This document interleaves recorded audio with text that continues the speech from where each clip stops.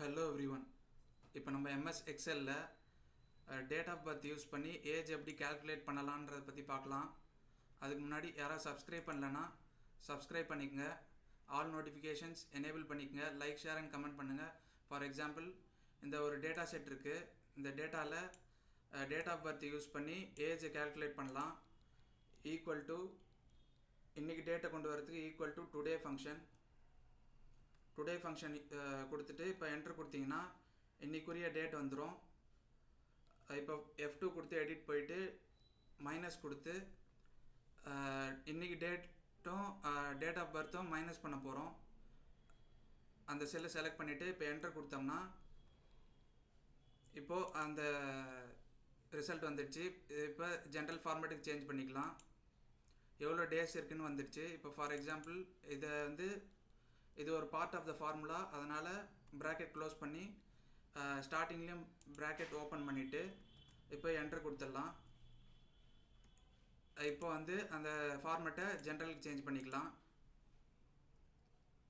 இப்போது எவ்வளோ இயர்ஸில் நமக்கு வேணும், அதனால் டிவைடட் பை 365 கொடுத்து இப்போ என்ட்ரு கொடுத்தோம்னா ரிசல்ட் வந்துடுச்சு.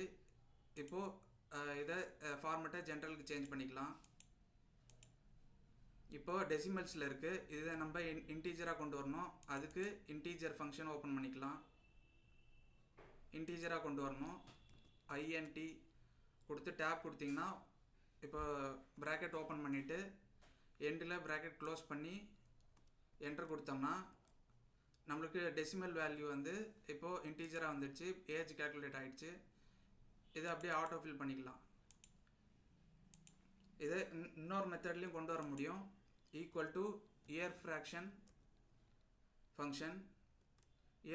ஃபங்க்ஷனில் ஸ்டார்ட் டேட்டு இங்கே இருக்குது. ஸ்டார்ட் டேட்டு கொடுத்துட்டு F4 கொடுத்து அப்சல்யூட் செல் ரெஃபரன்ஸாக லாக் பண்ணிவிட்டு எண்டு டேட்டில் இந்த செல்லு கொடுத்துட்டு F4 கொடுத்து அப்சல்யூட் செல் ரெஃபரன்ஸாக லாக் பண்ணிவிட்டு இப்போ ப்ராக்கெட் க்ளோஸ் பண்ணி என்ட்ரு கொடுத்தோம்னா ஏஜ் கால்குலேட் ஆகிடுச்சு. இது டெசிமல்ஸில் இருக்குது. இதை இன்டீஜராக கொண்டு வரணும்னா இன்டீஜர் ஃபங்க்ஷன் கொடுத்துக்கலாம். இன்டீஜர் ஃபங்க்ஷன் இப்போ எண்டில் ப்ராக்கெட் க்ளோஸ் பண்ணி இப்போ என்ட்ரு கொடுத்தோம்னா ஏஜ் டெசிமலில் இருந்தது இன்டீஜராக வந்துடுச்சு.